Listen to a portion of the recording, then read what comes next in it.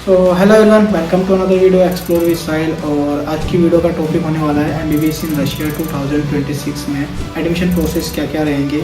Last year से इस year में कुछ चेंजेस है या कोई अदर डॉक्यूमेंट्स की नीड है, तो उस रिगार्डिंग हम बात करेंगे। अगर आपका प्लान है या फिर आप पहले से प्लान कर चुके हो कि मुझे एमबीबीएस करने के लिए रशिया ही जाना है, तो ये वीडियो आपके लिए बहुत हेल्पफुल होने वाली है। और अगर आप लास्ट ईयर ड्रॉप आउट हो कि मैं इस साल ड्रॉप ले लिया 2025 में, या फिर आप किसी रीज़न की वजह से फाइनेंशियल इशू या कोई भी रीज़न की वजह से आप इस ईयर नहीं मतलब लास्ट ईयर नहीं जा पाए रशिया में एमबीबीएस करने, तो इस ईयर अगर आपका प्लान है तो उसके लिए भी वीडियो काफ़ी हेल्पफुल होने वाली है। क्योंकि एडमिशन प्रोसेस जानना बहुत ज़रूरी है। कुछ कंसल्टेंसी आपको टाइम देती रहती है कि हो जाएगा, कर देंगे, ये यूनिवर्सिटी अच्छी है, वो करना चाहिए, तो ये सब आपसे बचा सकता है ये वीडियो आपके लिए। देखिए, वीडियो स्टार्ट करने से पहले मैं आपको एक सजेशन देना चाहता हूँ। अगर आपका प्लान है रियल में कि आपको एमबीबीएस इन रशिया ही करना है या फिर किसी भी कंट्री में, कजाकिस्तान ले लो, जॉर्जिया ले लो, उज्बेकिस्तान ले लो, चाइना ले लो, तो सबसे मोस्ट इम्पोर्टेंट होता है कि आपकी कंसल्टेंसी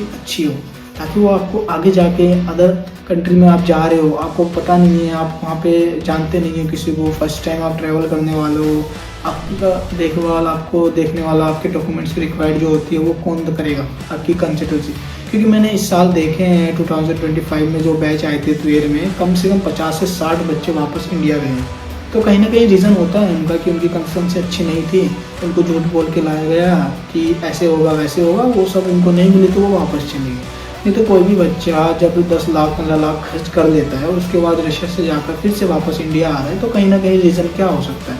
फैमिली का कोई रीज़न नहीं होता है उसमें सिर्फ आपकी कंसल्टेंसी की ही गलती है। तो वीडियो को ज़्यादा लंबा नहीं खींचेंगे, स्टार्ट करते हैं कि एडमिशन प्रोसेस 2026 में क्या रहने वाला है फॉर एमबीबीएस इन रशिया का।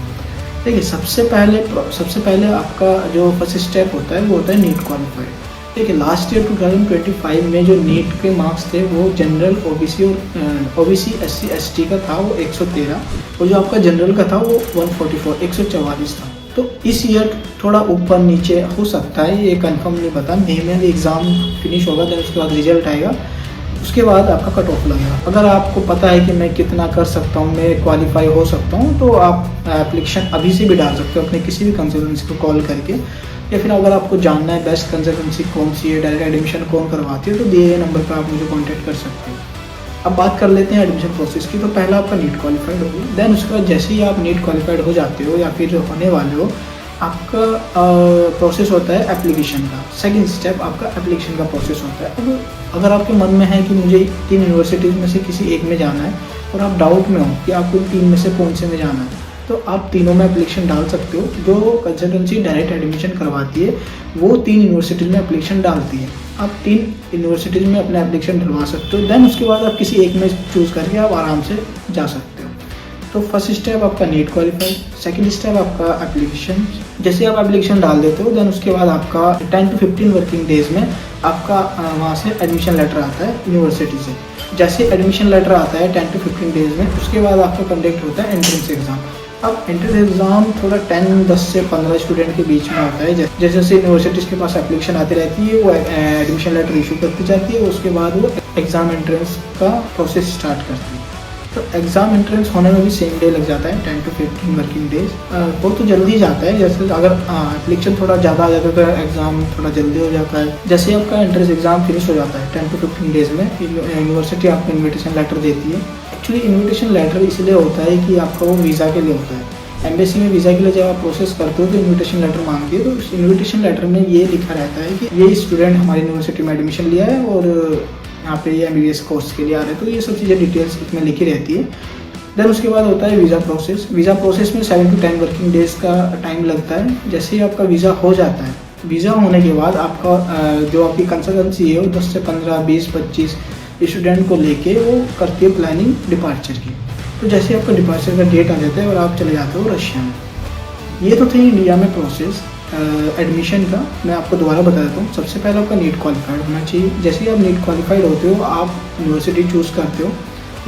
जिस यूनिवर्सिटी में आपको जाना है, वहाँ पे जाने के बाद जिस यूनिवर्सिटी में आपको जाना है वहाँ का एप्लीकेशन डलता है। एप्लीकेशन में 10 to 15 वर्किंग डेज लग जाता है।